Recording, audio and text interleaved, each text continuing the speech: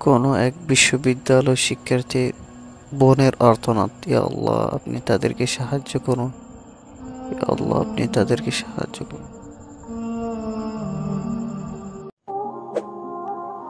আজকে আজকে যে পরিস্থিতি হয়েছে ক্যাম্পাসে, অ্যাটলিস্ট আপনারা যদি কেউ দেখতেন, বিশ্বাস করেন আপনারা সারা জীবনের জন্য এই ছাত্রলীগ জিনিসটাকে যে কি পরিমাণ ঘৃণা করতেন বা ভয় পেতেন আপনারা জানেন না।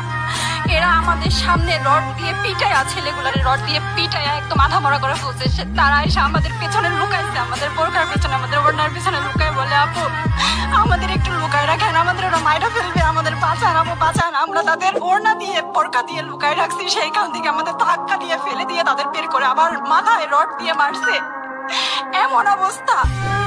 এবং তারা আমাদের ক্যাম্পাসের পরিচিত মুখ, আমরা চিনি তাদের, তারা এই অবস্থা করছে, রাস্তায় একদম শোয়াই ফেলছে। আমাদের হলের মেয়েদের বুকে বড় বড় যে আস্ত ইটগুলো বুকে ফেঁকে দিচ্ছে, মানে একদম পুরো বুকে লাগছে, এরকম জামা কাপড় ছিঁড়ে ফেলছে, এত বাজে অবস্থা।